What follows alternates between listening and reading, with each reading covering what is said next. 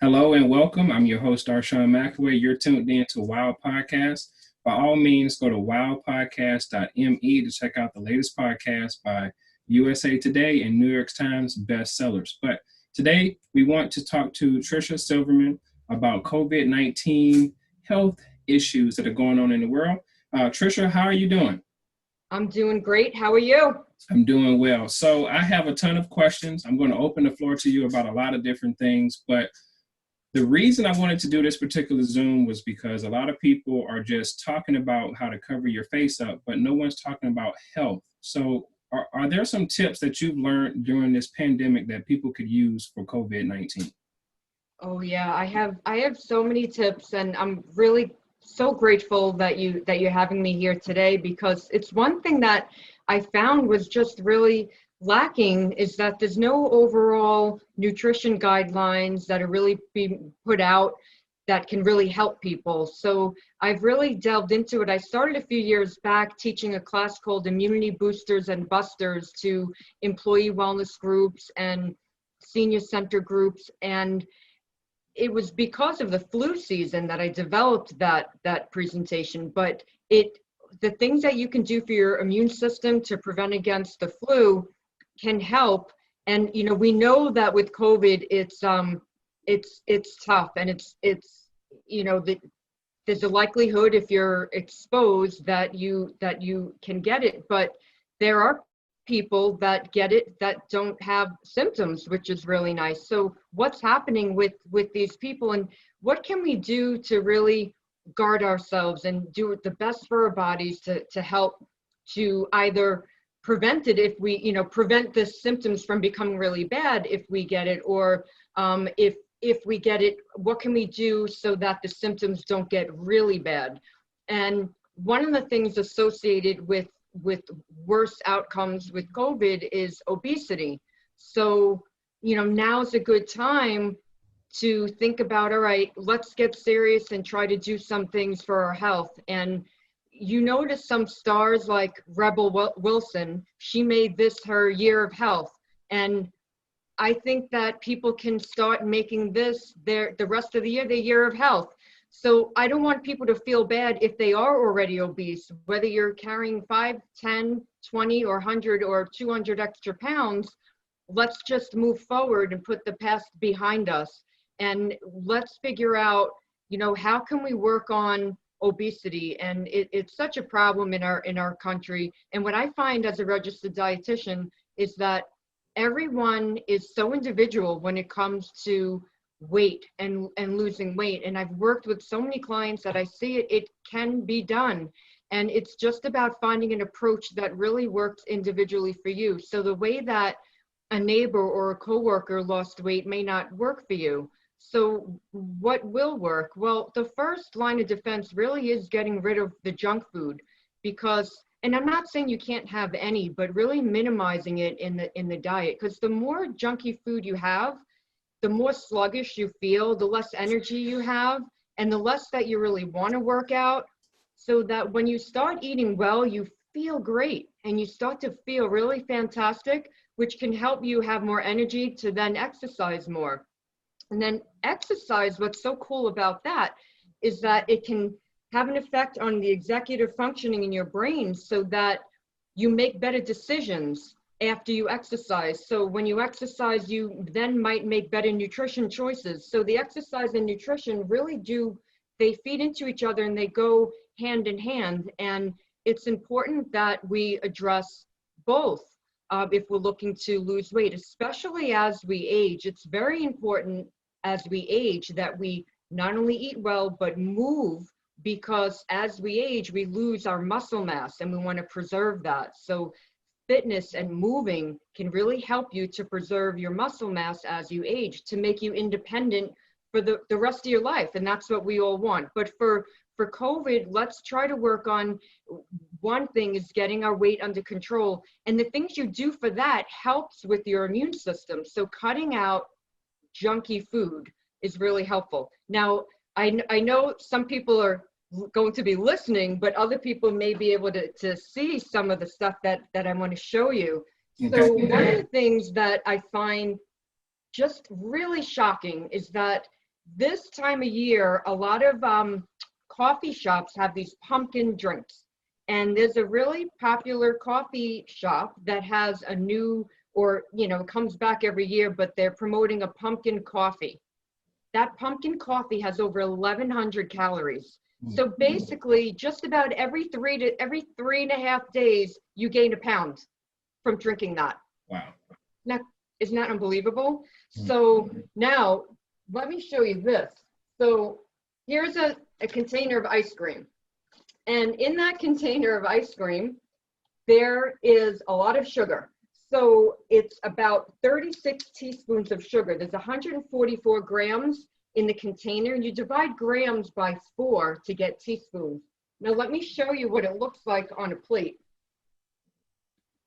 in that whole container. And then I'm going to show you what's in the coffee. It's so heavy, I'm afraid the plate's going to break. All right, so that is one container. And I'm not saying you're going to eat that, but you might buy a container of ice cream and eat it over the course of a week or a few days. So then if you're eating that every week, you're eating this mountain of sugar.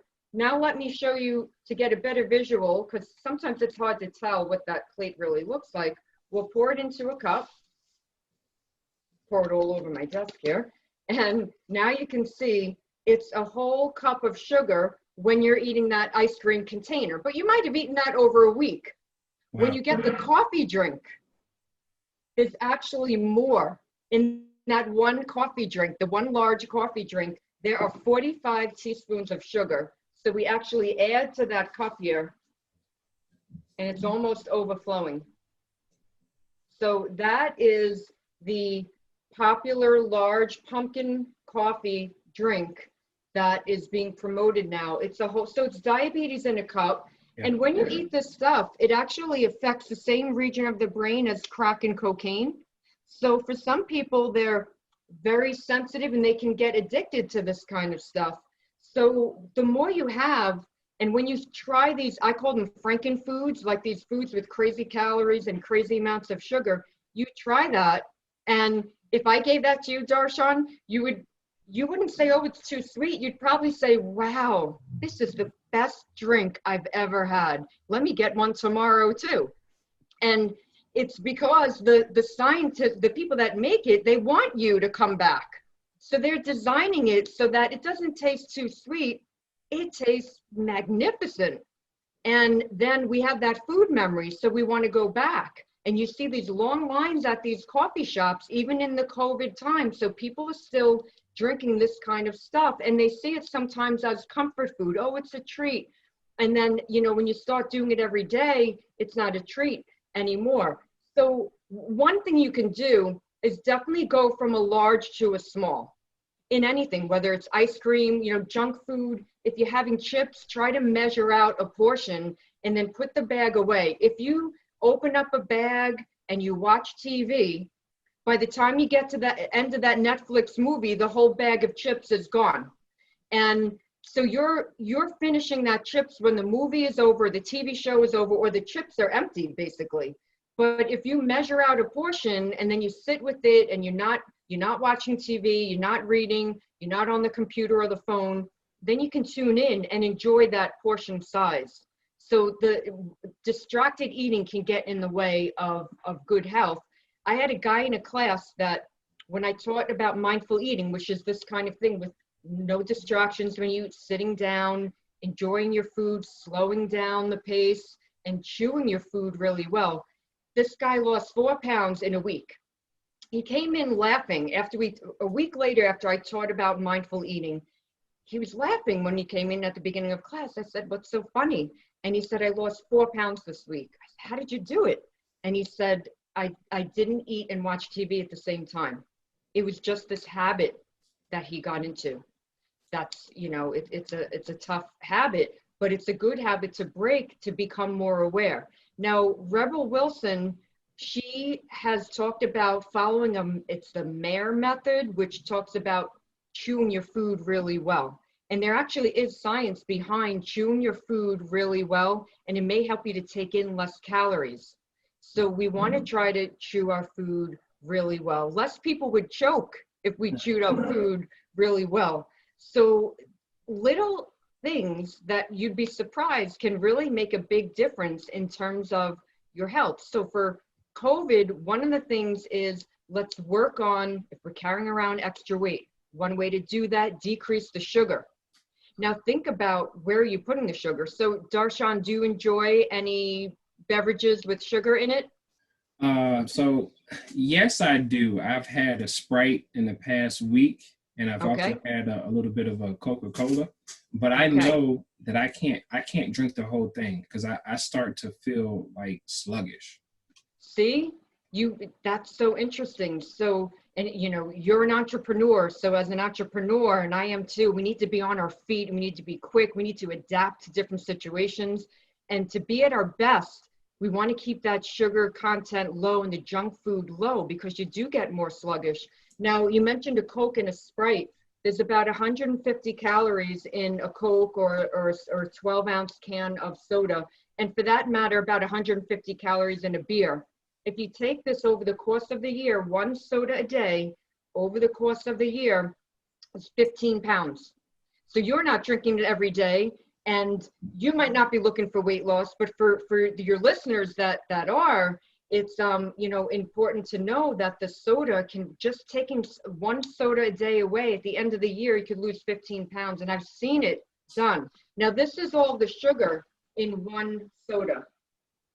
One Wow. can of soda. So the listeners might not be able to see that, but it's about 9 to 10 teaspoons of sugar. And then if you graduate to a 20-ounce bottle, there's even more sugar. It's just a ton of sugar. And you would lose about 26 pounds at the end of the year if you gave up drinking the 20-ounce sodas. And then now, Darshaun, I know it's not you, but there's some people that drink these huge drinks. They go to the local convenience store, Right. and there's just such a ton of sugar. And you can see here, I mean, it doesn't even fit into the screen. You see all that, isn't that unbelievable? Yeah. All of that sugar. And then if you drank this, it would be about 69 pounds at the end of the year that you would gain or lose if you gave up these gigantic drinks that you get at these convenience stores. And that's the same thing when you go and there's like endless soda or pop, depending where you are in the country. When you drink too much, like those free refills, it's really easy to drink your calories, but it's very hard to sit and eat all of that sugar in a sitting. You look at the sugar on the plate, you wouldn't want to eat that, but it's so easy and tasty to drink it down. So one thing people can do is get away from the sweetened beverages and go more to water. Water is nature's beverage. It's the best thing for you. And water is really helpful for you. Oh, yes. Cheers. As I drink out of a glass that says Coca-Cola. Isn't that funny? Yeah. Years ago, I was a Diet Coke drinker, and I used to like having these glasses, but I still like the feel of the glass in my hand. Yeah. But I don't drink the soda anymore. So that, just moving along to artificial sugars, we want to be careful about those because they may have an effect on your microbiome. And that's, when we think about microbiome, it's basically the good versus bad bacteria in your intestines. We want more good than bad, and that relates to your immune system. So how do we have more good bacteria? Plants, more vegetables. So I developed a plate for my book, and my book is Healthy Dividends, and it's investments in nutrition, movement, and healthy habits that pay off. And I created this plate graphic, and in the graphic, I made half of the plate vegetables. So think about, what did you eat today? Was half of your lunch plate, your dinner plate, vegetables? If not, no worries, because we can change that tomorrow. The next time we shop, we can just buy more vegetables and start having a more focus on getting more plants. And in my background, I have a rainbow poster, and that's always when I give presentations, I like to show the poster to remind people to try to get the different colors of the rainbow. So if you think about the vegetables you ate today, Did you get lots of color in? And if you didn't, tomorrow is a new opportunity to do that. So I always want to make nutrition fun and make people feel like you can do it and put the past behind you. Let's just start making new habits. So maybe you work on the sugar this week, and then maybe next week it's more bumping up the vegetables. The baby steps, just as long as you're doing something to improve your health, you're really on that right path. And in my book, I have a staircase. It's a nutrition staircase. And that concept is that we're all on the nutrition staircase, and the staircase never ends. Because if you're eating the soda and the white bread and pasta and donuts, then maybe you're on that first step. But then maybe switch from white bread to whole wheat bread. And a good example of whole wheat bread, now this is available across the country, and this is Dave's Power Seed bread. And what I like about it is that it's organic. So if you can't get this one, look for more natural and organic breads that don't have a really long list, or if it is a long list like Dave's, just to make sure it's natural ingredients. Now, this particular one is sweetened with fruit juice. There are some of Dave's that is sweetened with sugar, and there's like a teaspoon of sugar per slice, and you want to be careful with that. But I like this one. How do you know if it's a whole grain? Well, there's a keyword whole, and I'm going to actually show it to you with the pasta because you might see it a little bit better. Okay. So there's the keyword whole in the ingredient list, whole wheat flour. So when you shop and you're looking to eat more whole grains, which are better for your intestines and your immune system, you want to look for the keyword whole. And so we want to switch. So that staircase I was talking about, switching from white pasta to whole wheat pasta, white bread to whole wheat bread. These things are going to add nutrients to your body that will really help you to thrive, because a lot of nutrients have been stripped away from our foods, and we need these nutrients to really have an awesome functioning immune system. So that, back to that staircase concept that I was talking about, we can always take another step. Even nutritionists, I can learn new recipes, I can learn about different cultures, and then take another step. And it makes nutrition fun to think about, oh, there's a lot to learn about food and what they're eating in Okinawa, and other cultures across the world. Now, other things that we can do for our immune system are to, I mentioned junk foods. We want to try to eat real natural. So get away from additives and preservatives and artificial sweeteners. And then the sweeteners I mentioned before, one thing I didn't mention yet was that sugar can affect your first line of defense. That's your innate immune system. So that's your first line of defense against bacteria and viruses. So lowering the sugar helps you to prevent against getting sick. So it is a time to really try to reduce your sugar intake. Now let's get back to some of those additives and preservatives. One sneaky one is maltodextrin. It's a texturizer. I remember flying out to speak at a conference, and the flight attendant said, "Do you want peanuts or cookies?" I said, "Peanuts." And he gave them to me, and I looked, and I was just reading about, my lecture is about to give, I was reading about maltodextrin, and that was on the list. And one of the things that maltodextrin has been found to do is to affect the mucus layer in your intestines. So in your intestines, you have a mucus layer that's protective, and some additives can get through or thin out that mucus layer, and that allows bacteria that shouldn't get to or across the intestinal wall to do that. And maltodextrin is one of those sneaky ingredients. Another junky one is polysorbate 80, and that's an emulsifier. Emulsifiers help to keep food together so it looks really pretty, and it looks very like stabilized. Like if you think of a salad dressing, when you make it at home, it separates. Emulsifiers help to keep oil and water together, so it looks really pretty in the store. But I don't think we need those. You could just shake that bottle, really, but the food companies don't want us to have to lift our arm and shake a bottle a little bit. But if they got rid of that junky stuff, it would be really better for us. So back to how food additives can affect your intestines. They can thin out this mucus layer. The mucus is protective. How do you build a better mucus layer in your intestines? Fiber. So fiber, like the whole grains I mentioned, Okay. and then so whole grains like whole wheat and millet and quinoa and oatmeal. These are all really good. It makes your intestines really happy, and your intestines are associated with a great functioning immune system. So we want healthy intestines, and we want more good bacteria versus bad bacteria. The sugar I mentioned feeds the bad bacteria, and we want to feed the good bacteria. And that's what fiber does. It feeds the good bacteria, and it makes a really nice environment in your intestines. So we want to try to get more fiber in. One of the ways is to eat more beans. Do you like to eat beans at all? Not really. Actually, I don't like beans. They make me too gassy, no matter what beans they are. And beans do have that effect. Yeah. So you might not want to eat them before yoga class. You eat them after the yoga class, right? Right. So one of the things, if you're finding that they make you too gassy, it might be because you don't really eat them too much.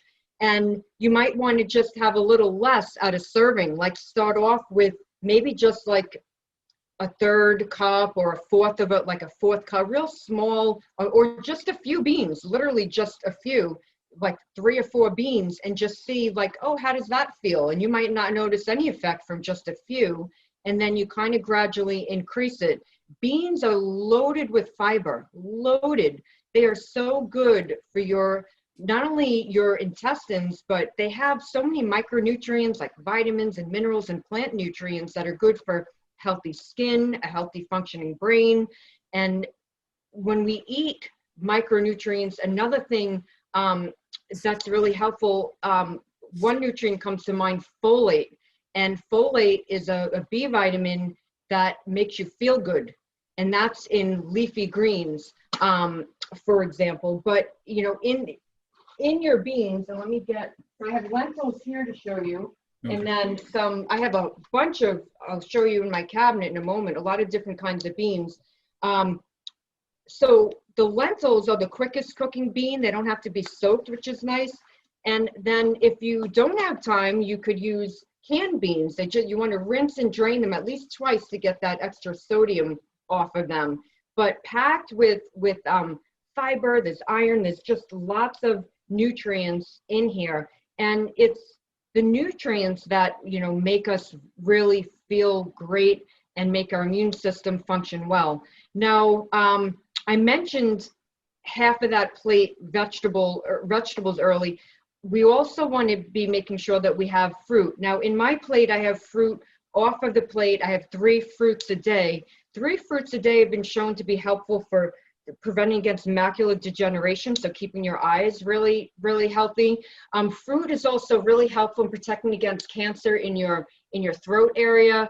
So we want to get fruit in. Plus, it's so super helpful for your immune system because we get a lot of vitamin C in its most natural state. Not only in citrus fruit, but it's in other fruits as well, like strawberries, for example. And vitamin C is also in vegetables like broccoli and bell peppers. So you do get it when you eat plant-based foods, and really good for your immune system.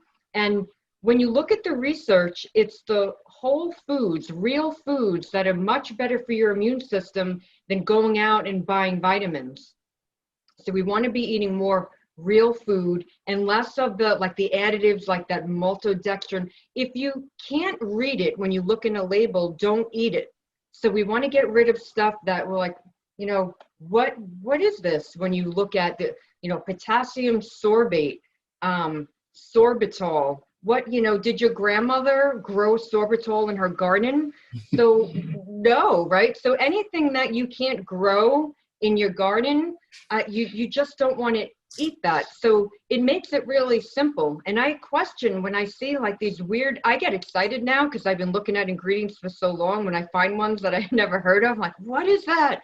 And I start digging and looking, and I get horrified when you really start digging and see what some of these ingredients are. Like this one shocked me. In this yogurt here, there's an ingredient called carmine, and many people can be allergic to that, so it can affect your immune system. Do you know, have you ever heard of carmine? Nope, never heard of it. Never. See, most people haven't, but if you were reading through the list, it kind of sounds like it's not too bad. There was a guy in that show years ago, Laverne and Shirley, his name was Carmine. So Yeah. you might think, oh, that was a happy, smiling guy. So yeah, keep going.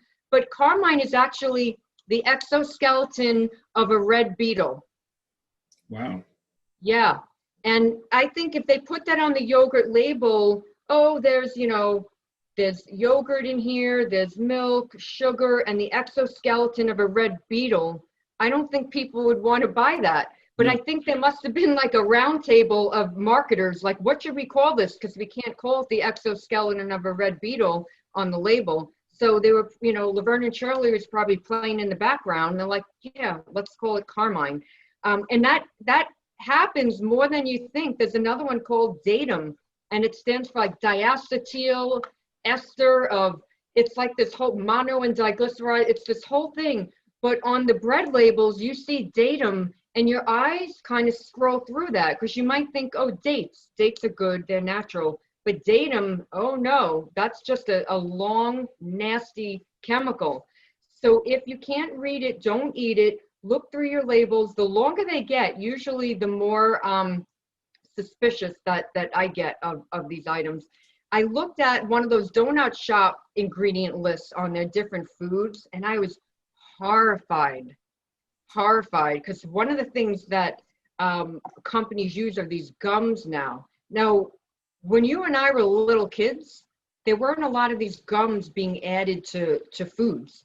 And now that you see all these gums popping up, like xanthan gum is like have you seen that on the label? Yep. You have, right? Do you know what it is? No, don't know what it is. Most people don't. It's the ooze of a bacteria that's been dried up with isopropyl alcohol, turned into a powder. And then companies sell it off, other companies buy it. It helps to thicken up products. But it started out as a bacteria. It's actually the same bacteria that grows on cauliflower and broccoli when they rot. So it's the bacteria that causes rot and gets slimy. So you take that bacteria, you feed it sugar, and it oozes this slime. Like, I don't want to eat the ooze of a bacteria that was fed sugar. Oh, so I stay away from that. And when I read what this coffee shop company was adding, not only was it xanthan gum, but all these other gums that, they come from, some of them come from trees, but they're isolated, and that opens a whole other ball of wax when you read about how ingredients get isolated from foods. And oftentimes chemicals are used to isolate these ingredients. And I don't want to eat chemicals. I just want it really natural. So I try to avoid those gums as much as possible. That they're in a lot of foods, so it can be hard to do now. A lot of cheeses and hummus even. I love hummus, and I keep seeing them being added, and I get so angry because there's only a few brands now that don't have them. There are some, but you have to look. But try to keep your ingredient list really simple. Many of these additives either haven't been tested well, and most of them have just been tested by the company that wanted to get these additives approved.